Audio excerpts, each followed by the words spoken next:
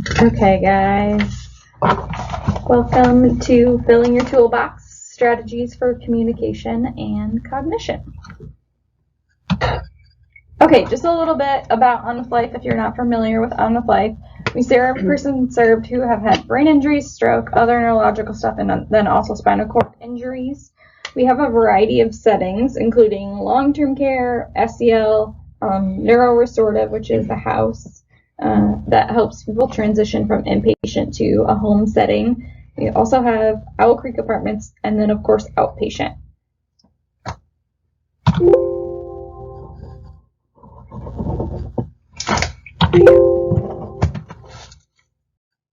All right, next up we have our course objectives. I'm going to go ahead and let you guys read through that while Abby and I kind of fill you in on who we are.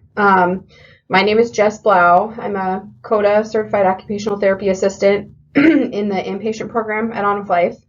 I was a student here way back in the day, and I was hired on after that, and I've been here ever since with one lapse in judgment in there that I left for a little bit and came back. But total, I've been working in neuro for about 11 years. And I'm Abby. I am a speech therapist and inpatient, and I have been here for a little over 5 years.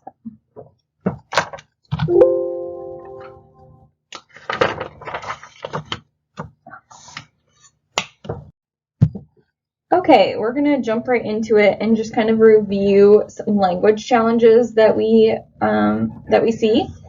One of the most common ones is aphasia, so thinking about how people are able to express things through like verbally expressing or also through writing, and then comprehension, so what are they understanding, both through like auditory comprehension when someone is talking to them or they're listening to something, and also through reading. We also see a lot of people who have apraxia of speech, which is more of like the sound errors that they're saying, and errors are usually inconsistent, and the apraxia too can also affect their limbs, so what we call like motor apraxia. So even if and apraxia and aphasia often are together, and sometimes dysarthria is in there too, but we usually see aphasia and apraxia together, like it's super common. So sometimes even when someone is able to understand you and they go to express themselves or follow the direction, because of either the speech apraxia or limb apraxia, they might not be able, it might appear that they don't understand you because of the way that they're carrying out. So like if you say touch your nose, they might touch their ear or something like that, but it could just be the motor apraxia piece of things. We see this too. You might see it if someone goes to put on deodorant. It might go to their mouth instead of their armpit, or, if somebody's doing self-feeding, they might, dip their spoon in their drink instead of taking a bite off their plate, stuff like that. Yep. So it's not that they like don't realize what they're doing. It's almost like their hand is moving faster than they're kind of processing. So same with their speech. And then dysarthria, thinking of like slurred speech, that's it, like pretty much think of like if someone has a reduced speech intelligibility, hypernasality, maybe not even being able to get their voice on at all, but also like prosody and intonation, things like that.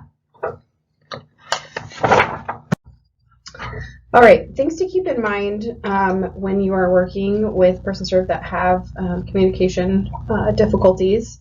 A big piece of this is knowing the person served before you meet them. So ways you can do that. So we have some person served that come from other facilities with like a poster that has a lot of information about their likes, their dislikes, preferences, things like that. If you have a chance to read that before you go in the room, it's always helpful to touch base with, like the primary nurse or therapy if possible that's met them already. Just anyone that's already worked with them to get some tips and tricks. It's always a good idea to have a whiteboard with you because you can write things. You can write yes, no. You can write out words. You can have them try to write. You can have them try to point. There's all sorts of options that come along with that. Keeping it simple as you go is going to be your best bet. Don't make very complex questions.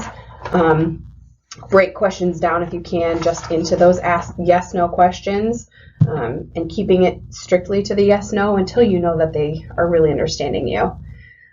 If you have a chance to get pictures and have them around, examples of this would be, a picture of the toilet if you're offering toileting, or a picture of the bed if you're asking if they want to get into bed. Things that just provide more context and understanding to whatever you're asking of them. The other thing that we use a lot is modeling. So if you're asking someone to, for instance, brush their teeth, you could kind of pretend like you're brushing your teeth and kind of show them what you're expecting. Or if you're asking them to reach for something specifically, you're going to reach first and show them what you want them to do to complete that task. You might see us providing you with some low-tech options, and when we, Abby can touch on that too, but when you see that, it would be something like a page of pictures, so you can use that for them to point to.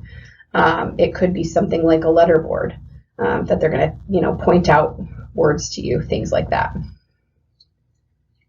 Yeah, I think it's important to just remember, especially when you're trying to help them understand you, giving them as much support as you possibly can. So maybe you're doing all of these things, and until you figure out what helps them the best. So thinking about same with when you're helping them communicate, your job is to figure out how they communicate, what form of communication serves them best, which one's most accurate, those types of things. So obviously you would shoot for, hopefully they can verbally communicate with you, but a lot of times that's not the most accurate way, even if they can. So can they write something down? Or if you write a list of things down, can they point to it? Can they point to different objects or words, use gestures? If they can't do those are usually the most successful things, or the most obvious things. But if they're not able to do those things, thinking about, okay, can they give me a thumbs up or a thumbs down? Can they count 1 and 2 on their hands for even just answering 1 for yes, 2 for no? Or can they, do head nods? There's a number of things that they can do. I'd say eye gaze is usually last on the list, but a lot of times, if they're moving those eyes, that might be the most successful way. So figuring out, okay, how can I get an E-Tran board, which is a plexiglass that has stuff on it, and be able to see where their eyes are going. Just really trying to figure out what it is, what can they move. If they can't move anything else, but they can move a finger, try to capitalize on that. Yeah.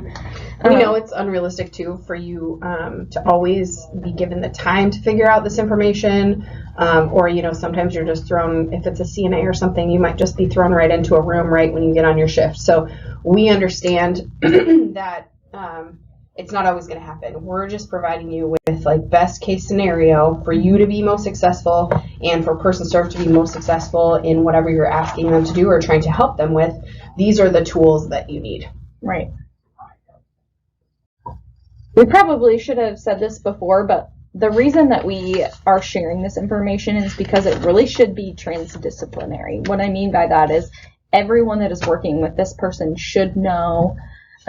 It's helpful, I shouldn't say should. It's helpful for you guys to have these tools so you know how to communicate with someone, because the chances are, no matter kind of what setting you're in, you're going to run into someone who has difficulty with communication, whether that's as soon as they get to the hospital, or that's 6 months down the road and they're an outpatient. It's just going to happen. So thinking about therapy, you're going to be giving them directions, asking them to do things with transfers and standing and ADLs, cooking, whatever it might be. So you need to make sure that you know how they understand, or how to best support their understanding, and how they communicate, so you can set them up for success. You want them to be successful, and a lot of times with those people, if they can't understand you, they don't even have a chance to be successful. But if they have the right support, they can be. And same with nursing. A lot of times you guys are asking, orientation questions, or about pain, or if they need to go to the bathroom, or things like that. So again, knowing how they communicate, thinking about like, okay, if you ask someone, are you in pain? And they say, yeah. And then you ask, like, are you feeling sick? They might say, yeah. But if that person is just perseverating on yes, and you know that, then you would know that that's not a reliable answer. And so trying to figure out, okay, maybe I should have them point to yes and no, or give them yes and no options. Just because a lot of times we do see perseveration where people will be stuck on like a word, and usually it is like yes or no, especially when they first start talking. Or a head shake or a head nod. Yeah, some type of movement. Some kind of movement. Mm-hmm. And how we do it at On With Life to kind of give everybody information about how they're communicating right off the bat. Within the first couple of days, we'll do what's called the Weidell's Yes-No Reliability Test. And so it's a list of like 35 questions, yes-no questions, and it's supposed to be given like auditorily. So if you ask them verbally, I think one of the questions is like, is a rock soft? And they are supposed to answer yes or no, however they can, whether it's they're saying verbally, they're pointing, whatever it may be. Just kind of, that's a good way for us to figure out the best way for them to communicate reliably. And then we share that information with nursing and therapy so that they know, hey, this is how they're most successful, or like they're only 75% accurate with those. So make sure you ask it a couple times or different ways, things like that. Yeah. I think also there's a difference between like responding appropriately and responding accurately. You got to make sure the accuracy there is there first before you can really evaluate appropriateness, because if they don't understand the question or they don't have a reliable way to answer the question, then you don't know for certain that other kind of complex thing you're asking is what they're meaning to say. Right. Okay, so here are some of like the best starter questions to use. So when you're thinking about how you're trying to figure out how this person communicates, again, kind of going back to start with the information that you do know. So a lot of times you'll get like at least a face sheet of some kind. So the information that has like their name, their date of birth, where their address is, like some type of what their injury was or who their family members are, something like that. So you can use that information, not even necessarily asking like, what was your injury or where are you from? Maybe it's something as simple as like, is your mom's name Deb or something, and her name is actually Barb? Or like, are you from Ankeny? Yes or no? That type of stuff. So it can be even that simple. So starting with yes and no, obviously, if that's the level that they're at, and if not, then getting a little bit broader, but also you're probably still going to have to support them in some way, even if you're asking, where are you from? Mm-hmm. Then you might have to write out, like Ankeny, Waterloo, Iowa City, and then they can tell you from there. So thinking about that. The other thing to note on that list on the left is that they're concrete answers. It's not open-ended. Abby will get to the second part of this, but the second list is very open-ended questions, right? Like you don't know if that's a true answer if they tell you they used to work at, Bob's Burgers or whatever. Mm-hmm. You don't know that for sure. Yeah. I think Jess mentioned it before, but just starting with like kind of that basic information that they come with that you for sure know the answer to. Or again, you can use that similar to that Weidell's yes/no reliability. It has questions on it that like everybody knows the answer to or should know the answer to. And so those are good ways to start to try to figure out what their accuracy is, or kind of how they communicate. And then also, like knowing about them is important just to like get to know them as well when you're treating, and we'll show that a little bit in some videos that we're going to show you guys. But again, we have, I guess I don't know if Jess mentioned this, but we have like the lifestyle survey. I think you did mention, and so that lifestyle survey gives us this information: their hobbies, what they like, what they don't like. Religious preferences, all of those types of routines. Yep. Mm-hmm. So we can kind of build on those types of things and kind of guide conversation around those things through even just, again, not necessarily open-ended questions, but giving them options as well. You also have the benefit with some person served, depending on, where they're coming from and that type of thing, that they might have family or friends here that can also support, you learning about them and kind of getting the correct answers that just, would let you expand a little bit more because you've got that resource there. Yeah, definitely don't be afraid to use that resource. So we have a gentleman here, and this is a first-time interaction video. So the clinician with the striped shirt is meeting this person served for the first time. So we want you guys to be thinking about when you're watching this video, kind of have some, thinking about, what strategies are helpful that they're using, which ones are not helpful. Pay attention to the questions that she's asking and how she's supporting him if she is. And then kind of thinking about from this video, from this interaction, what do we now know about his communication? And maybe what are some things that would be helpful to change about this interaction to make it more successful? Yeah? Okay. I'll give you some options here. Yep. All right. Good morning. A stroke, like a car accident. Why are you here? I'm Janine. And therapy. Or none. Neither. Yeah. So what's one of those. you on the light? A stroke? Yeah. Yeah. Okay. About how long ago was that? Why we keep Here. About a Right. stroke, So like a numbers. car accident. Why are you here? Okay. How many months? Or none. Neither. 1 month, 2 months, One of those. 3, A stroke. Yeah. Okay. maybe about 3 months. About Yeah. how long ago was that? Well, we're glad to have you here. You're doing really great. Yeah. Where are you from? Here. Right numbers. Yeah. Yeah. Are you How from many months? Iowa? One Yeah. month, 2 months. What do you think? Close by or Maybe about far 3 away? months? Yeah. Okay. Oh, okay. Really close? I'm happy to Okay. here. Yeah. Well, that's nice that Where you're are you not from? way out of state. Some people come from hundreds, thousands of miles to be here. Yeah. Yeah. Are Yeah. you from Iowa? So what have you been working on since you've been here? What do you think? Close by or farther away? It was, yeah. Oh, okay. Really close? Okay. Yeah. Well, that's nice that you're not. I'm gonna give you some options.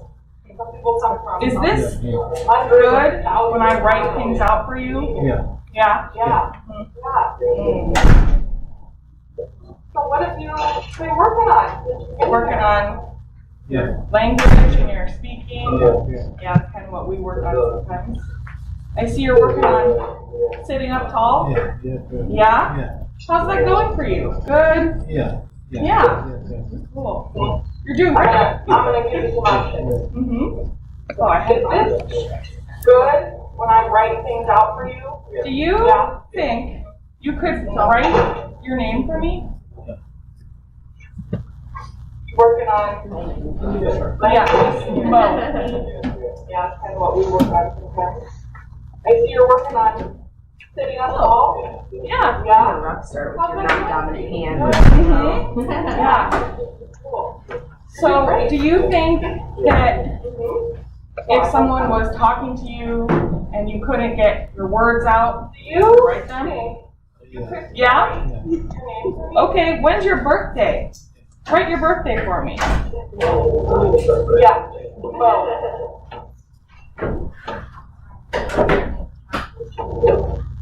Oh.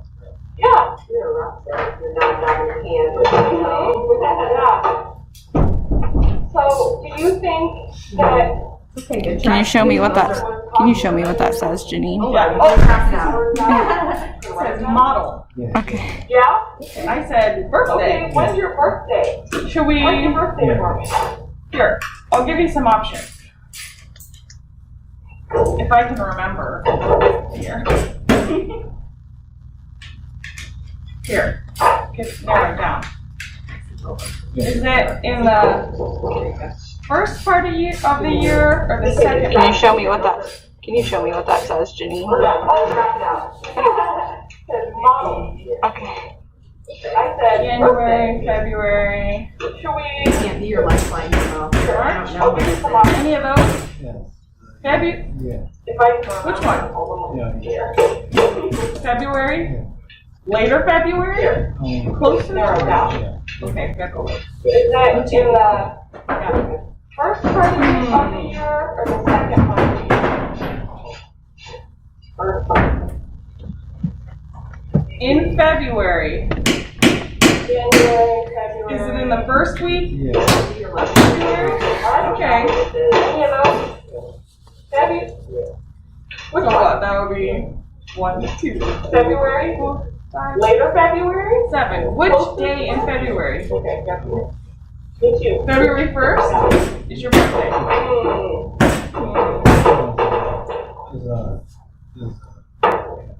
Yes? February In February. your birthday. Okay, we're just gonna stop there because I'm just a little afraid of how loud that's gonna get. But as this video continues, what you guys won't, I don't think it shows it in the video. Just to kind of tell you what the end of the video looks like. Too, as you're thinking about all of these things that we asked you, was that he actually ended up, he thought she was asking what the date was that day. Although she had asked for his birthday. And so as it continues to go on, because she didn't give him enough support to know Context. what she was actually asking, he did not know what she was asking. He thought she was asking about like that day's date.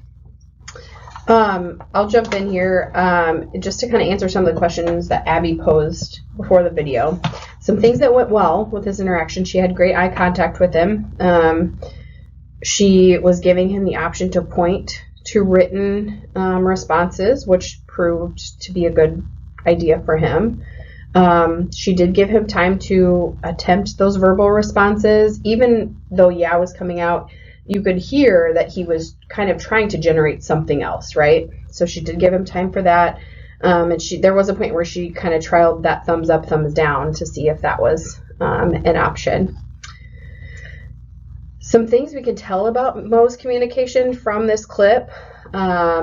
He verbally says yeah to just about everything. That's the word that just he's kind of stuck on. That's easiest for him and that comes out the most natural.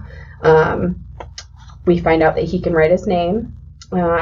We know that written choices will be a good option for him. And we know that he can read at least at the single word level because of the way she presented that to him.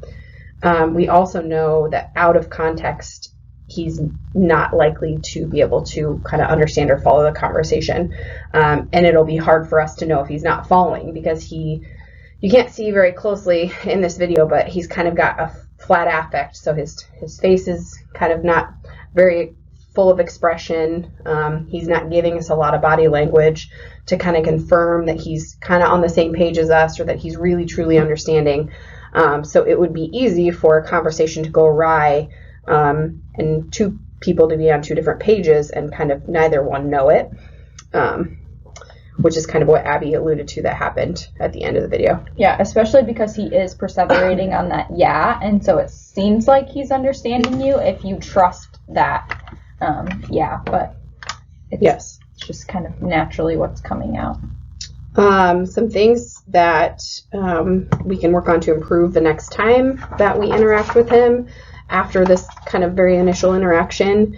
One thing I would throw out is she did a good job of offering him options for, why are you here at On With Life?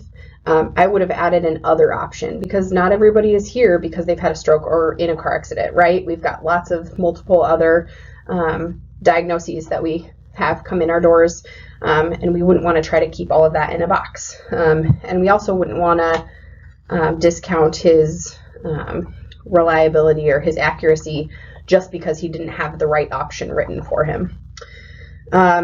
I think keeping it short and concise would be a good thing moving forward. I think especially with him, too wordy, is you're going to lose him in the conversation. She asked some kind of difficult questions too. For instance, like, how long ago was your stroke? It's not when was your stroke, right? How long ago requires him to know the date he had it, the current date, and then be able to do the math of what's that difference between them. So there's a lot of steps within that one question. There's another part where she asked, is your birthday in the first part or the second part of the year? That could go awry very easily as well. Let's see what else. I think we need to make sure that we do our homework so we know more about him and know what questions that we can ask. Make a point to make sure our questions are yes, no answers. He does do some head nodding, but it's not always appropriate, so keeping that in mind.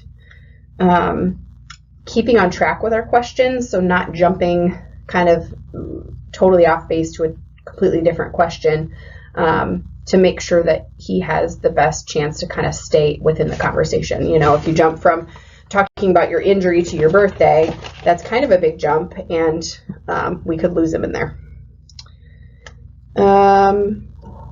Yeah, I think that's it. So we have another video with the same gentleman to kind of show a more supported conversation. So be thinking about the strategies that Jess is using and how she's building off of his strengths in this conversation. Also know that thinking about, again, so she's an occupational therapist, and how this may be one of their sessions, and how important it is that you do take the time to have sessions that look like this so that you can build rapport with these person served and show them that you're willing to invest time in them by wanting to get to know them and learning the best way to communicate with them, because that goes a long way. So I'm going to play the video. Go. Yeah. You ready for this? Yeah. Ready to go? Okay. First thing I want to talk about, Mo, is why you're here at On With Life. Okay? Let me give you some options here.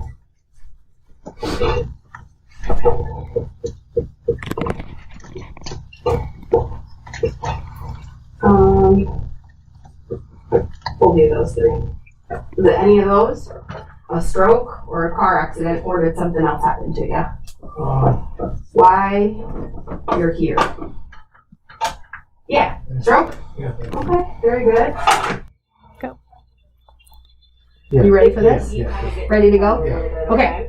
First thing I want to talk about, Mo, I hear you saying yes a lot. is why Do you say yes a lot? you're here at On With Life. Okay? Yes or no? Let me give you Does some yes options come here. out easier? No. Tell me. No? Okay. All right. I'm just going to double check because I hear you saying We'll do those. yes a lot. Is it any of those? Yes, but you won't A mean yes stroke for or a everything. car accident, Okay. or did something else happen to All you? right, buddy. Why How about, you're here? how about where you from? Yeah. Stroke? Yeah. Or Very where good. do you This is live? just me kind of getting to know you a little bit, okay? Yeah. Seeing how you communicate. Yeah. I hear you I wanna saying know where yes a you lot. Yeah. Do you say yes a lot? So we're Thank you. Yes or no? Right? Does yes come out easier? Do you live in Iowa? No. Those. Tell me. Can you clarify that for me? Yeah? Okay. Cool. Yeah. Okay. All right. I'm just going to double check because I hear you saying yes a lot. Yeah. I'm going to guess that you don't mean yes for everything. Yeah. Okay. Yeah. All right, buddy. Area, right? How Can you about, show me on there where you live? how about where you from? Ankeny. Or where do you live, like right now? Okay? We'll just do. I want to know where you live. Here. Do you see where you're from or where you live? So we're in Ankeny, Yeah. right? Yeah. I Do you see live in plenty of Iowa? points. Yeah. Okay. Can you Can I give clarify you that some for me? options? Yeah. Okay. Cool. Here, I'll hold this up in case. So here's a map of kind of the Des Moines area, right? Can you show me on there where you live? For any of these, right? So- You're telling me Des Moines. Ankeny Okay. Okay. is. Both of those? Yeah. Is it kind of in the middle? Hold on. Yes. We'll just do. Yeah. Ankeny's kind of over here. Have you lived Do you in see where both you're places? from or where you live on here at all? Yeah. It's, yeah. Okay. I see you pointing at Des Moines. Yeah. Okay. Can I give you some options? Yeah. Your house right now. Yeah. Is it in Waukee or Des Moines? Whoa, yes. Trying to be too fast. Des Moines? It's technically Des Moines? Yeah. Okay. Are any of these right? You're telling me On Des your Moines. paperwork it says Waukee, Yeah. but I Okay. think Okay. Waukee Both is of where your those? parents live, right? Is it kind of in the middle? Gotcha. Thank you. So- Yep. And yep. To clarify. Have you lived in both Waukee places? over here, right? No. Yeah. It's, Okay. yep. Good It's, job. it's, yeah. It's, Okay. Hold on. Yeah. Okay. All right, so we'll talk quick just about the different things strategies that I used within this interaction that were supportive to him. I was making sure that I was asking yes/no questions and giving him the option to point to clarify his yes/no. I even reiterated back to him and showed him that I understood and kind of told him what I had heard by circling the answer that he pointed to or said yes or no to. I knew the answers ahead of time, right? I had done my research. I provided him that support of the map to kind of give him context of the question, as well as providing him with written kind of short words to let him know kind of what we were talking about within the conversation. I also told him, I hear you saying yes a lot, right? I acknowledged the fact that hey, Mo, I hear that you are saying yeah, and I don't feel like you mean that. So I gave him the chance to kind of be able to recognize that and confirm that with me as well. He did a really good job, I feel like, within this interaction, kind of having patience with me and I was kind of throwing some stuff at him fast, but you could tell that he was hanging with me just by how quickly he was responding and how his kind of demeanor and his, his body language was kind of telling me within the question. It's always beneficial to provide more support than you think you need, and you can always back off on that support. I was giving him written short words as I was saying them, as I was having him point to yes, no, and circling, right? I was doing all the things. There would likely be a point with him that we wouldn't have to do all that, but the more you can kind of just really reinforce what you're hearing and what you think their answer is to reaffirm to them, yes, that's what I meant. So everybody's on the same page, the better. Here is the second clip of this interaction. So just kind of, again, be watching how she's communicating. The first video was kind of like we said, starting out with those questions that you do know. And this one, she expands a little bit more into truly getting to know Mel. Okay. Ready when you are. Mm-hmm. Okay. I want to talk about your hobbies. Yeah. Okay, so I'm going to make a list, and you're going to tell me yes or no. Yeah. If you like them. Okay.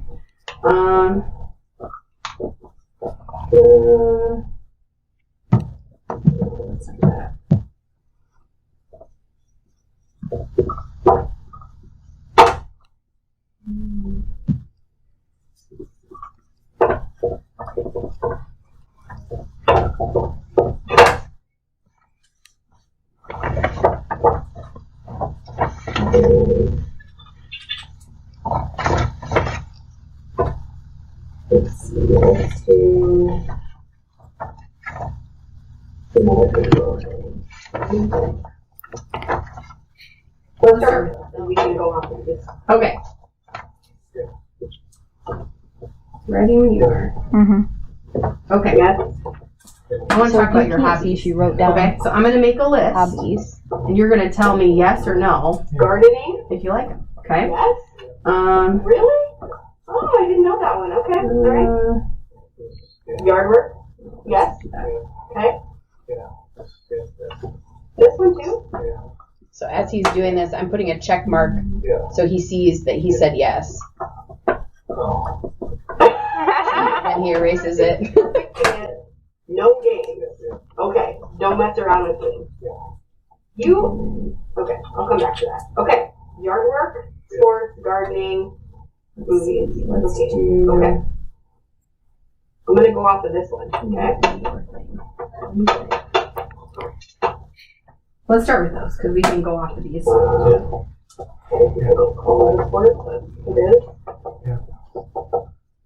Yes.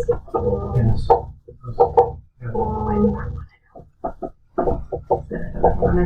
Gardening. Yeah. Okay. Yes. Really? Yeah. Oh, I didn't know that one. Okay. All right. Yeah. This. Yeah. Yard work. Yes. Yeah. Okay.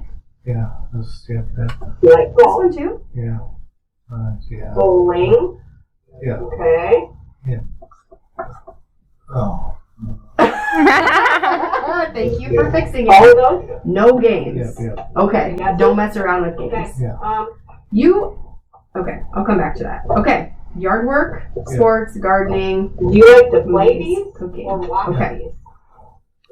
I'm gonna go off of this one. Okay. Okay, let me back up. Golf. You like to play it or watch it? Some people don't call that a sport, but Tell me, play or watch? Just watch it, okay? What about bowling? Play or watch? Watch. Oh, okay, play on that one. Okay. Football? Okay. Can I give you this? Yeah. Can you mark the ones that you like? Play or watch? Yeah. You like football. Okay. So I gave you time. Watch football. Bowling. Yeah. Okay. Let's finish this list. Baseball, play or watch? Watch it. How about basketball? This. Yeah. Watch All of those? Yeah. Good job, Pointy. Thank you. Those are yeses. Yeah. Okay, so as you guys saw, she started with a broader topic, which is important because if you get specific too fast, you're not even allowing them the opportunity to kind of express what they maybe would express. Obviously, they're still somewhat limited because you are only giving them the written options that you're providing. But again, like Jess said earlier, also like you should add the other kind of as an option just in case there is something else that you didn't write down. So thinking about, this can carry over into, like, they're trying to tell you something that's, maybe you don't know it yet, but it happened, like, with nursing staff or something. And so you can start broad by saying, like, are you mad about someone? Or are you frustrated with someone? Or is it, you can start, like, did it happen in your room or in therapy or outside? And kind of just giving them starting with like a location or items, starting super broad and then seeing if you can narrow it down for them. So again, she's really just trying to get to know him so that she can continue to build on this in therapy and kind of use this stuff for therapy. Mm-hmm. I think the other thing too, just to keep in mind is like I mentioned it in the last video, but as much as you can reiterate back to them what you're hearing and what you think they're confirming, it gives them a chance to self-correct, which is really good too.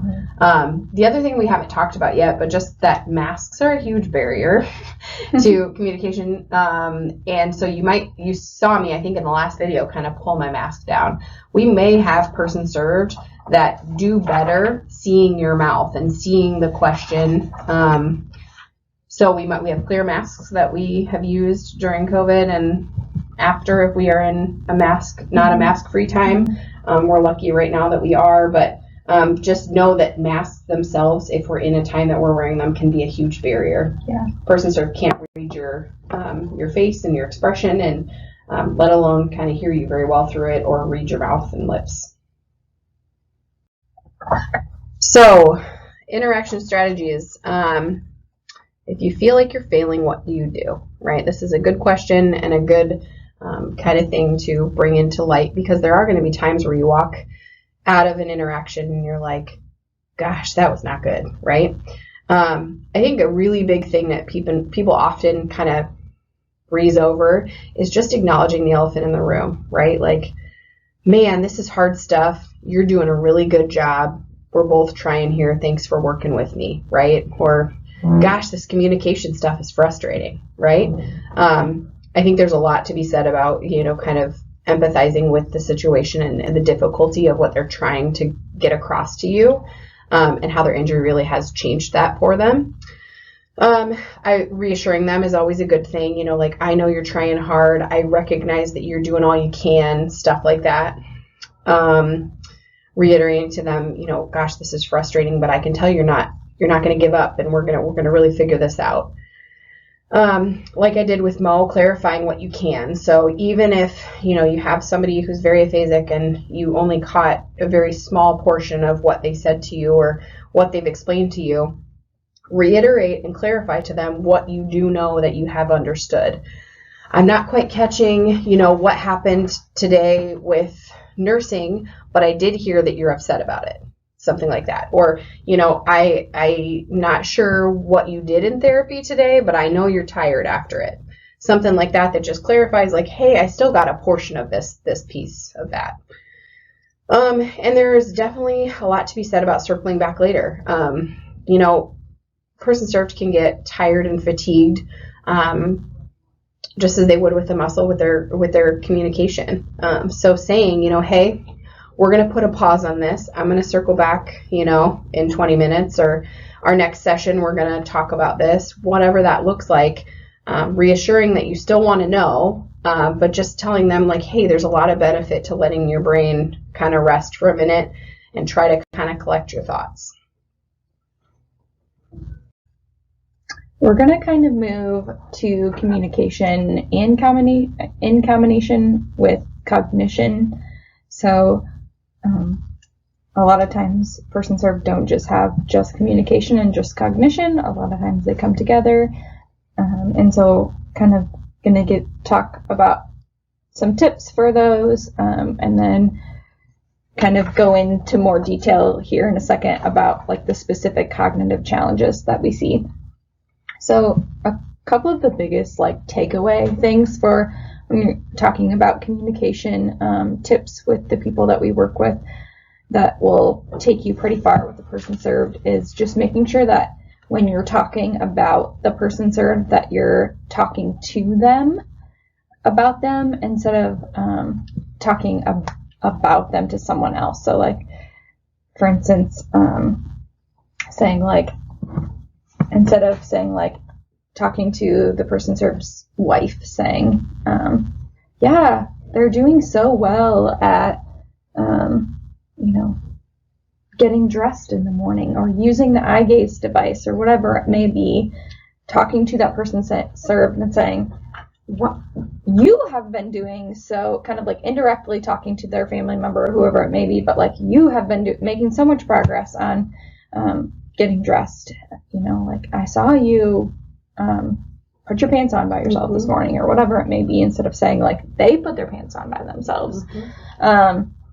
I think that goes a long way, and just for like the dignity of the person served too, just like they are the they can understand. So even if you feel like they can't understand you or they're not listening to you or whatever it may be, for those lower level functioning people, still talking to them like they understand with that too. So always just explaining things to them.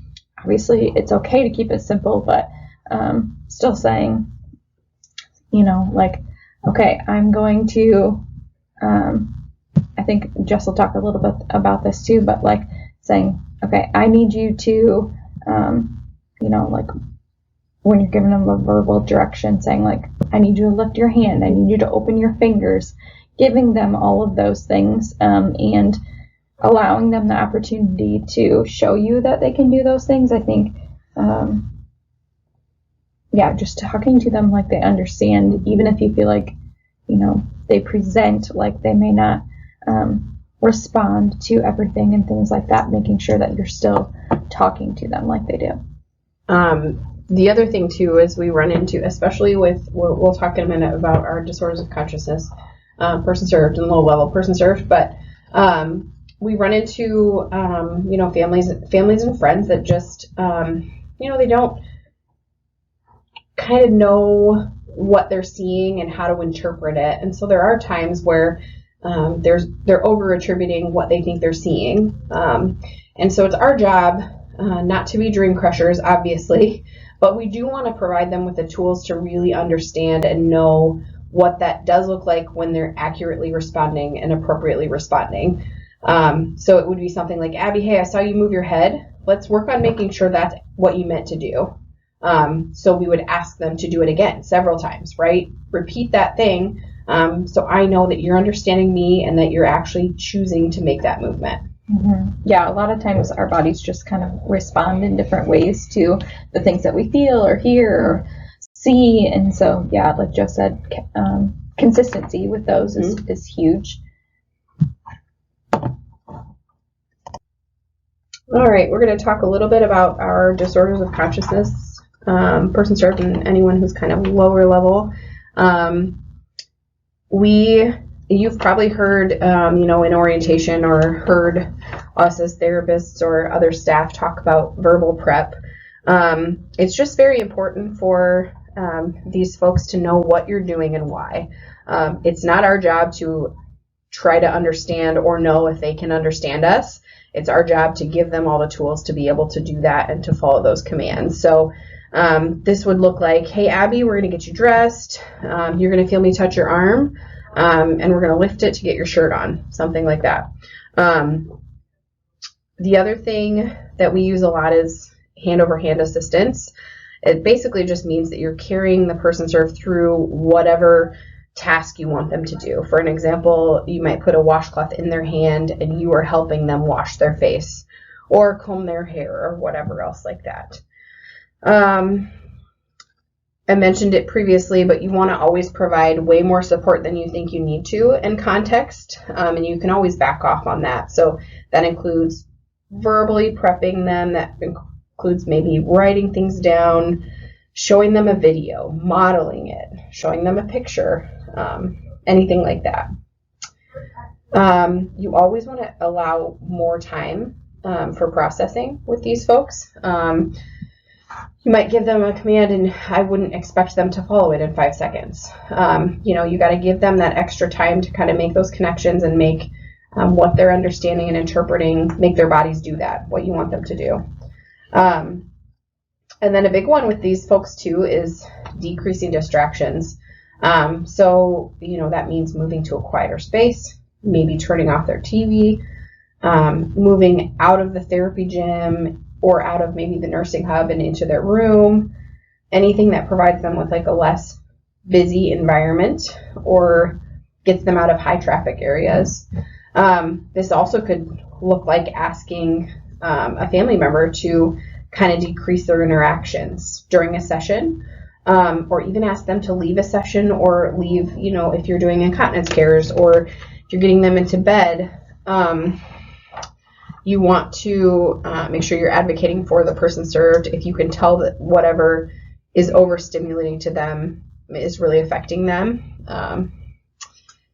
And then another thing that can be very distracting and distressing for these folks is incontinence. They can really throw off kind of, as you could understand, your whole mojo, right? If you're incontinent and Abby's asking you to follow all these commands, but all you can think about is the fact that you need a brief change, whether or not you can communicate that or whether or not that you can really understand that's what's going on. It's throwing you off enough that you're not able to participate in the other things.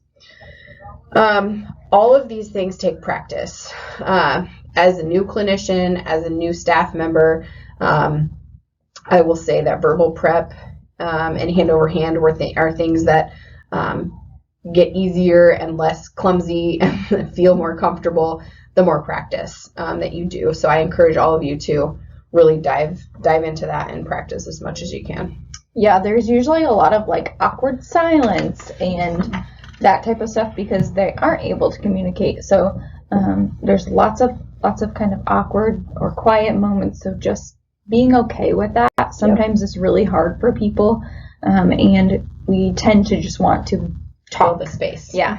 So just remembering that it's okay for it to be quiet during some of those times as well.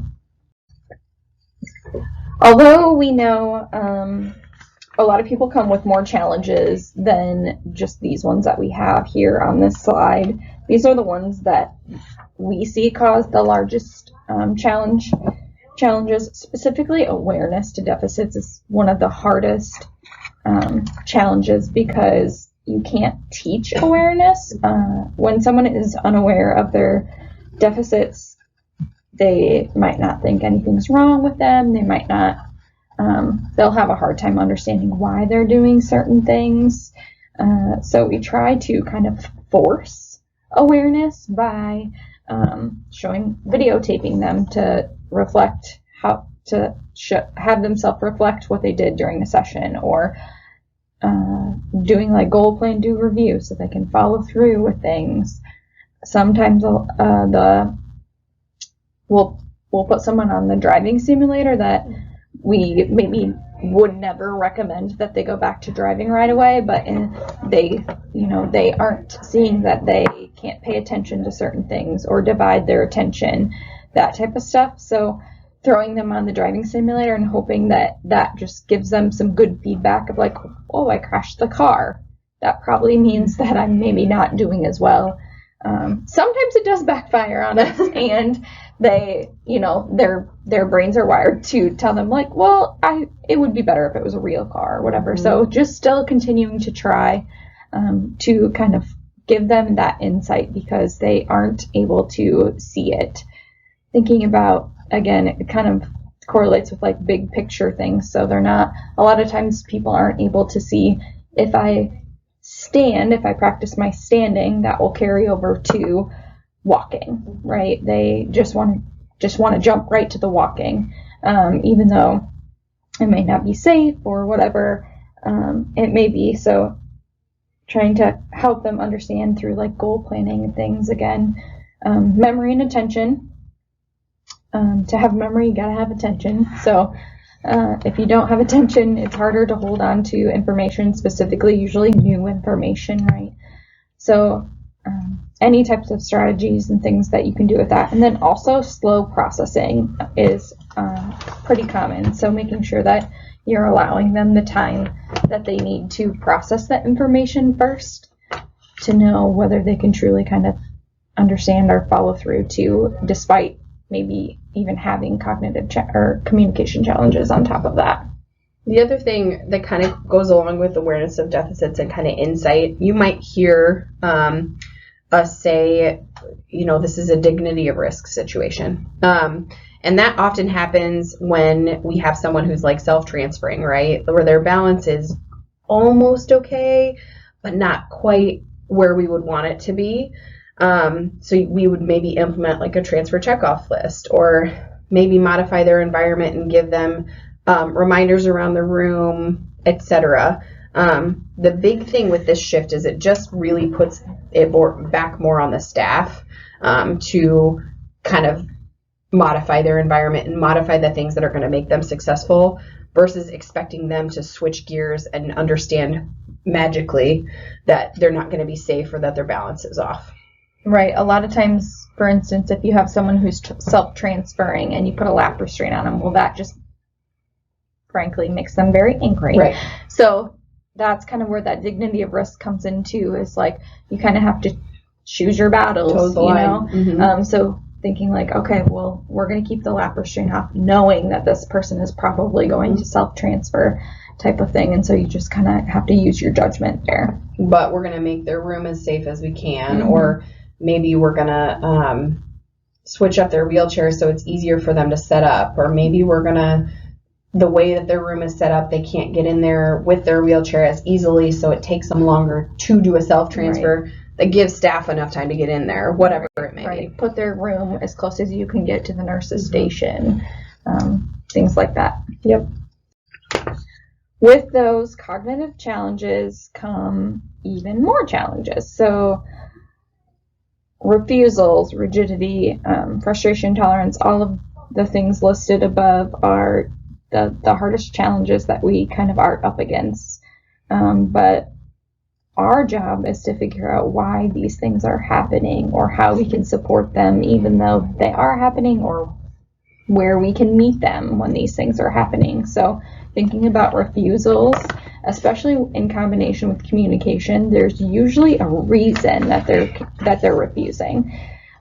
They probably can't communicate what that reason is, but they're likely not maybe understanding why you're trying to get them to go to therapy, or what they're going to do in therapy, or why they should do therapy, or maybe they usually take a nap during this time, or we've had people that we try to go get them and they're eating their breakfast, and that's a trigger for them, that breakfast is their jam and they need to eat their food type of thing. So our job then is to figure out, like, if someone is refusing, what is, causing them to refuse that, and really trying to kind of dive into that. Are they just not understanding who you even are? Like, they don't even really realize who you are, and you're coming in there trying to get them out of their bed. Because we're coming in and we're just saying, hey, let's go to therapy.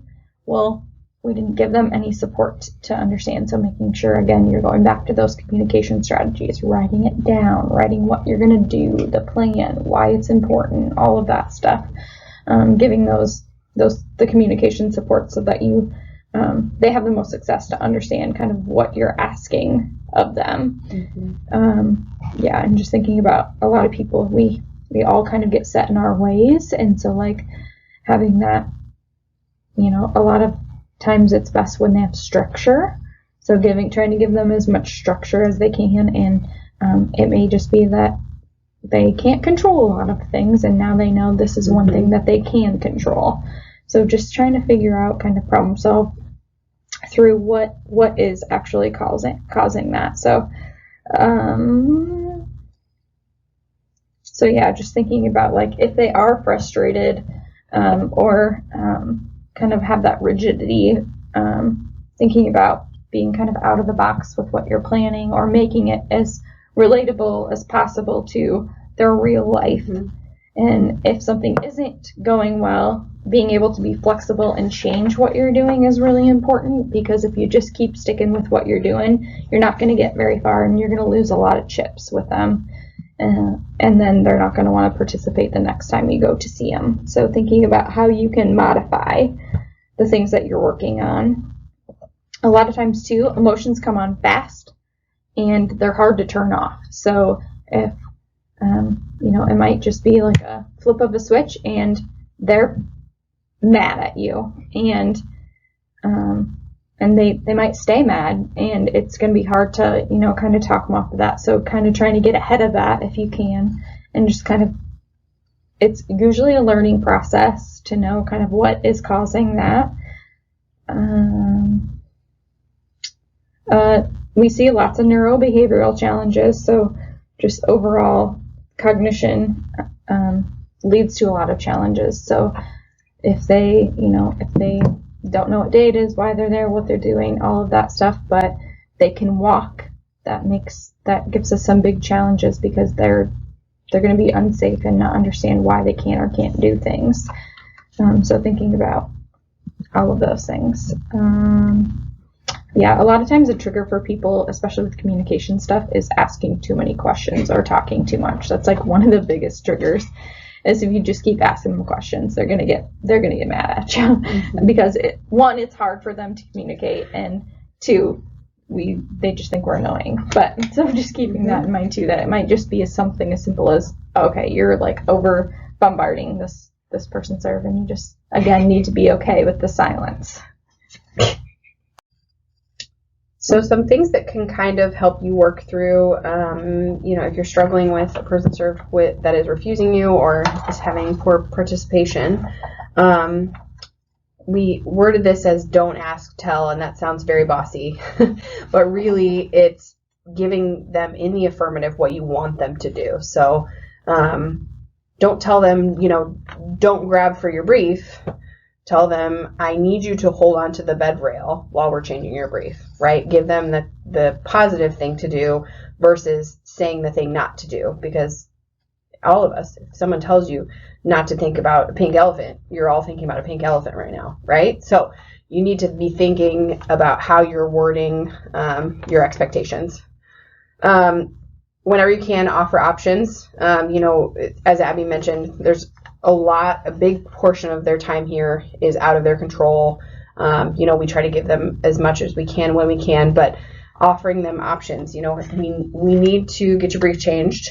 Would you like, would you like to get into bed, or would you like to do a pull to stand up and get your brief changed? Or we need to lay you down to rest your body. Do you want X or Y, whatever that looks like? Mm-hmm. Always provide the why behind what you're doing. Whether or not that's a lengthy explanation or just something short and sweet. Giving the reason behind your request is a big deal. And if you can't think of a reason behind your request, you shouldn't be requesting it. If it's just something you're expecting them to do, that's not a reason why, right? If someone is refusing to go to the bathroom and you are, I'm an OT going in and my plan is to try toileting and I need to see a toilet transfer and they don't want to do that, me wanting them to do that is not a reason for them to do it. So always provide your why. Redirection. I'm sure you have some education on this, but just kind of shifting gears, right? Changing the subject, just totally getting them off of whatever it is that they're upset about, or if they're refusing, trying to kind of get their brain off of the negative stuff. There's a lot of times that our plans need to change. As a clinician, we might go in with a plan and it completely switches in the middle of the session or at the beginning of the session. Knowing as nursing staff too, as previous examples I mentioned, you might go into a room and you might not get done what you had intended to do, but you got something done and you can always circle back and try again. Don't get offended. This is a hard one. It's really hard because there's a lot of times that, person served are very confident in their responses and how they're interacting with you, and it feels personal sometimes, right? It feels like, ooh, that was definitely meant for me, right? The biggest thing is to remember is just that you are doing the best you can, and they are in a very unique situation that's new to them, and you just really need to kind of give them grace with how they're handling it. There's never a point where you should take anything personally.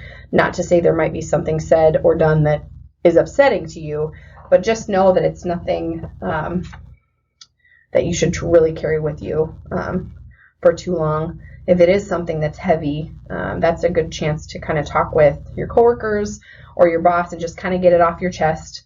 Or if it's something that's kind of sticking with you, that's a good time to maybe get some education behind what happened, just so you feel better about it. Right. Thinking about I always say it's the brain injury talking, and Totally. not necessarily the person served, even if they say I hate you. Yeah. You're the so worst. mean, Yeah. Or call you all the cuss words in the Right. world, right? It's probably, even though it feels like they maybe are cognitively aware of what they're saying and things like that, they're likely not meaning it to come out like that. We just kind of lose our filters sometimes. And knowing that you're maybe not going to be successful the first or the second or maybe even the third time if they're refusing or their participation is not good, maybe the fourth or fifth time they will, or you will have success. And I think some things that contribute to that are things like acknowledging what's hard, right? Like, I hear you saying that you don't want to work in therapy, but this is why I'm asking you to do it. I care about you. I want you to get out of here. I want you to get home with your wife.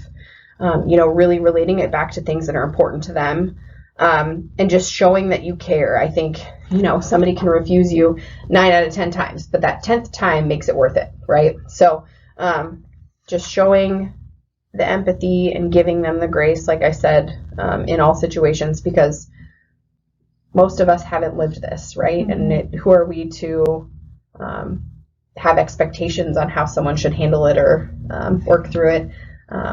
on top of the fact that they've had a brain injury. Right. Always just like meeting them where they're at. If it means you sit in their room with them and you talk to them and you don't get any transfers done, it still helps you build chips so that the next time you go in, they might do a transfer or something like that. So it's hard because I know, especially with insurance, they're pushing us to get these things done and do these things to show in our notes and things like that. But it's not going to happen if you just go in there and you expect them to do it. You really have to build those chips up with them. It's never a lost cause if you spend time getting to know someone, because the more they can connect you with someone who cares about them and who takes the time to get to know them, the more you're going to have an upper hand to those that don't. And you're going to get more done and you're going to be able to help them more if you've got more chips with them. Another thing that you've maybe heard about or that we talk about is just helping person serve get motivated and engaged in not only therapy but just their time here, right? Like getting the most they can out of the time they have with us. A good thing to do with this is I mentioned earlier, but get info from families. This is for our DOC population. This is for our low-level population. This is for person served with communication and cognitive deficits, along with anyone else. Families are huge, valuable resources to tap into. They know these people the best. So use that to your advantage and use that to help you kind of grow in what you know about them. Figure out what makes the person served excited. Figure out who makes them excited. They might not give a hoot that their son is there, but the minute their grandbaby walks in, man, they are pumped, right? And a big one is what brings them joy. I mean, we talked about building chips a little bit ago, and you contributing to someone's joy or helping them get excited again about life is going to take you really far. It not only is going to fill your bucket, but it's going to fill theirs. I like to just say, stop and think about things that you get excited about, right? If someone asked you about politics, would you care? Think about the things that bring you joy. What do you look most forward to? Seeing your family, hanging out with friends, golfing, trivia, watching movies, whatever that looks like. Think about the difference in how you feel between the things that you feel obligated to do, like homework or notes or, whatever that may be, and the difference between that and the things that you just can't wait to be a part of. And that is what we're trying to tap into for motivation and engagement. Okay, so I'm going to give you guys a little bit of background on this person served. So she had a stroke. Before her stroke, she didn't necessarily have the biggest personality, but she was presented a little bit outgoing, and now she presents super flat, with lack of expression, both internally and externally. So she's not really getting excited about much. Her body's kind of always just kind of in this relaxed mode. But what we want to show you guys, kind of like we've been talking about, choosing something that brings them joy. And so what we did was we're targeting the same things in both videos. Balance, seated balance, reaching, and then sequencing and recall. So you'll be able to see how we changed up those tasks just by the task that changed up her interaction and participation between just presenting two different tasks. Okay, so what we're going to do is I'm going to give you a specific sequence, and you have to grab the cards in that order. You can hand them to Jess or whatever you need to do. Because your job is to remember that sequence.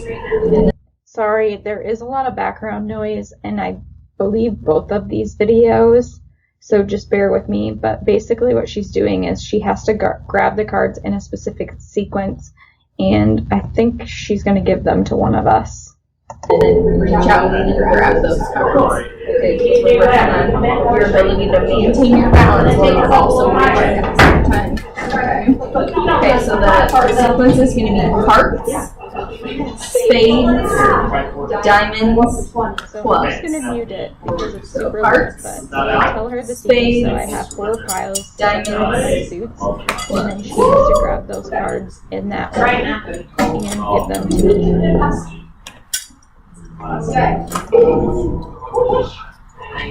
Okay, keep going. Same sequence. So pay attention to her facial expressions. How it appears she feels about this task.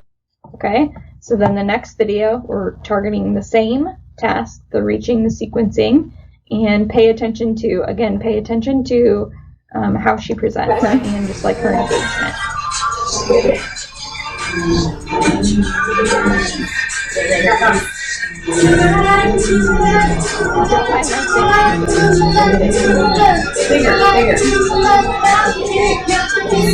Big kick. Come on.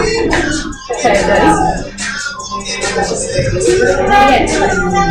Big lead. Yeah, now big lead.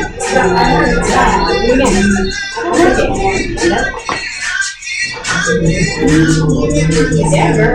Oh, yeah.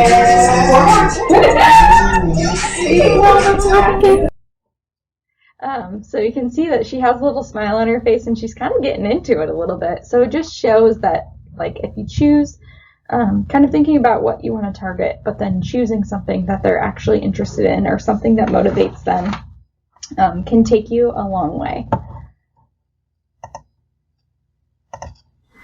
Okay. So what we're going to do is give you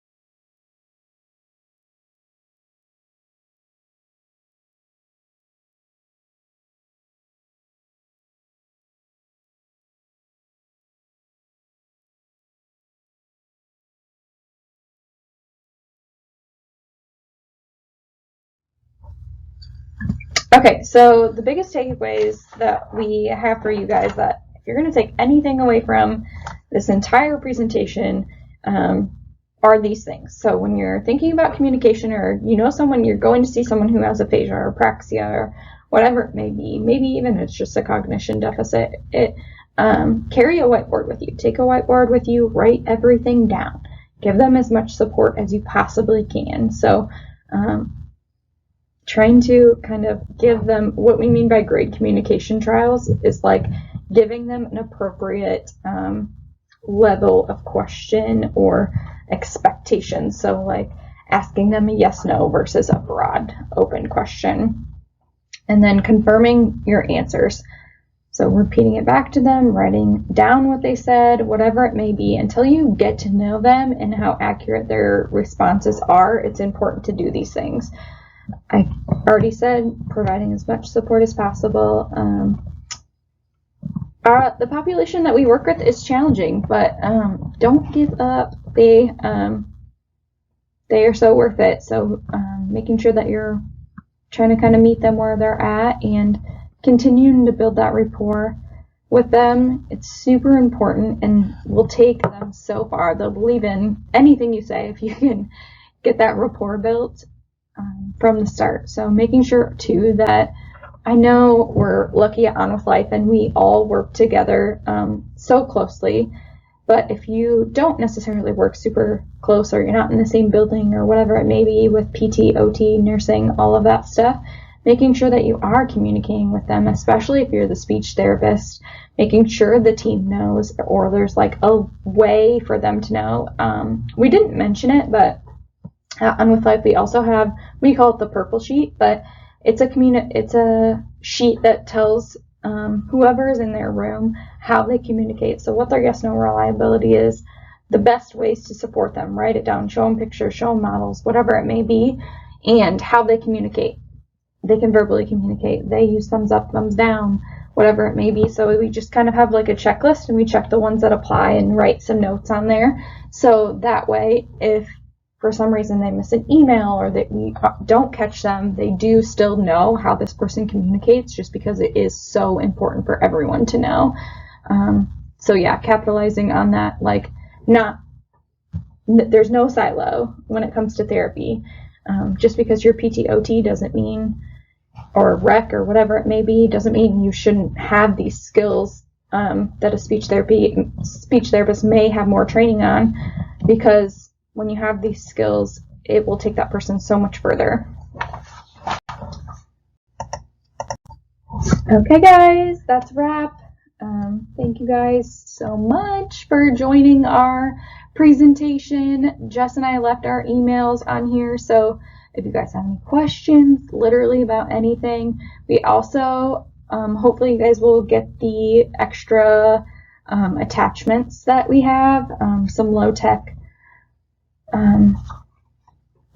communication sheets and things like that we just kind of keep on hand, just in case. But we're happy to answer any questions that you guys have. Thank you.